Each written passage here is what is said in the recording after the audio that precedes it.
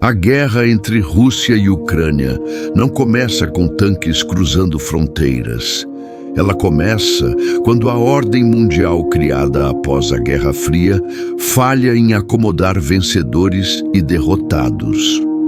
O colapso da União Soviética não encerrou conflitos, apenas adiou um acerto de contas geopolítico. Nos anos seguintes, a Rússia perde território, influência e status. O que antes era um império passa a ser um Estado cercado por alianças que não controla.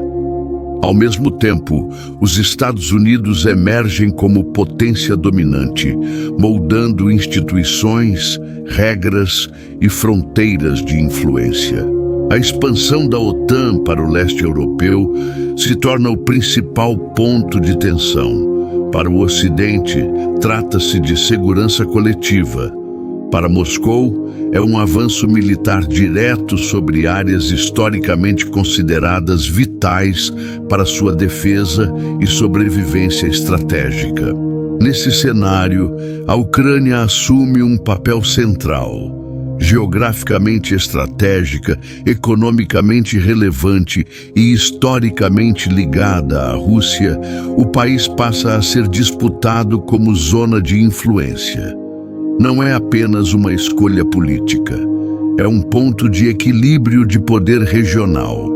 Quando governos ucranianos passam a sinalizar aproximação com a União Europeia e com a OTAN, o conflito deixa de ser abstrato.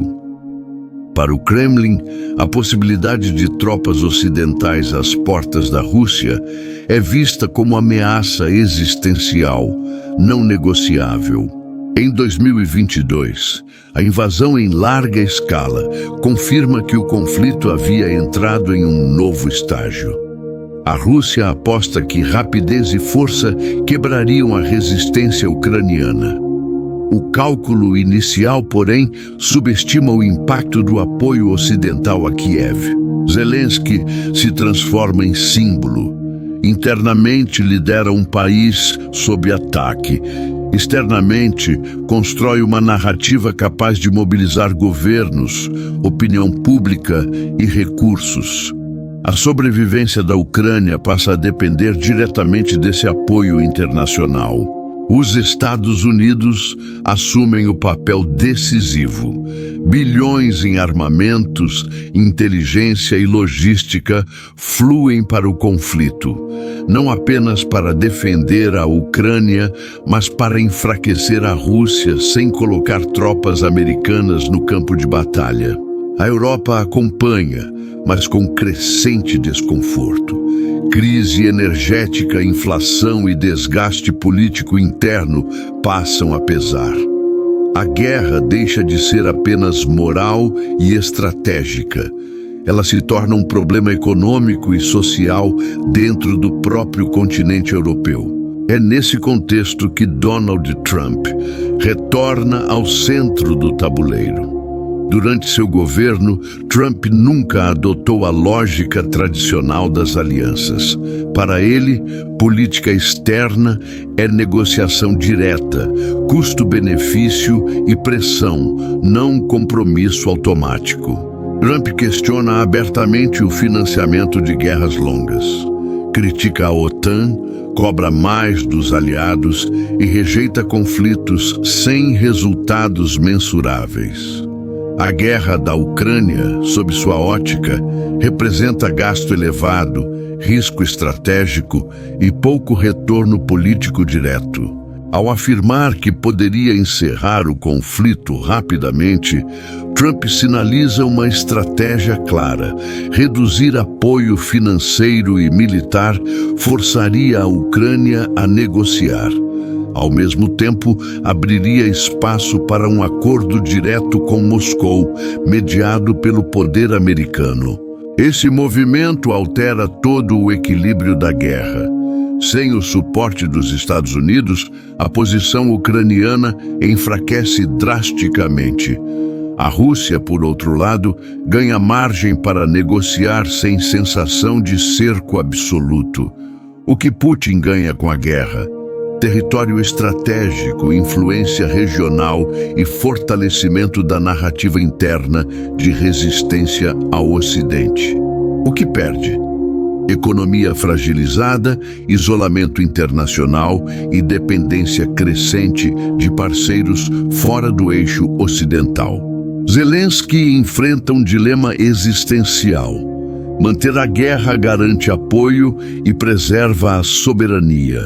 Aceitar um acordo ruim pode salvar vidas, mas destruir politicamente sua liderança e comprometer o futuro territorial do país.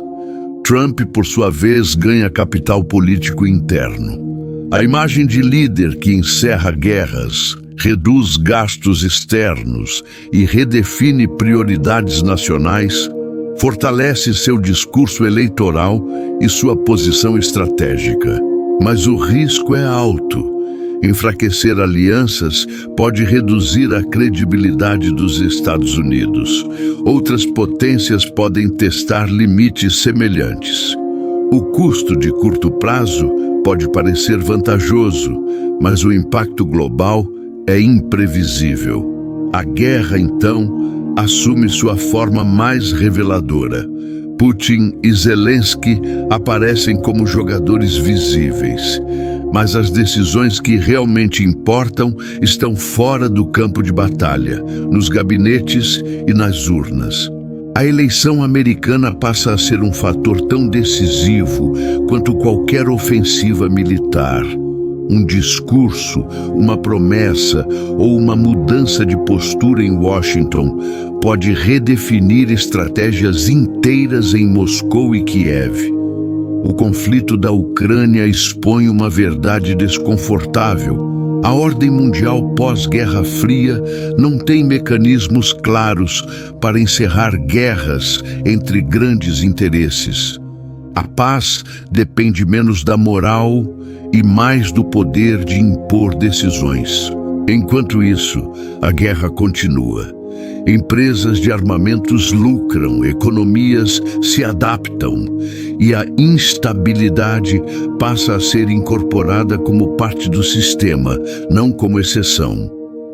Trump não criou esse conflito, mas pode ser o agente que redefine seu desfecho. Para alguns, isso representa risco, para outros, pragmatismo brutal.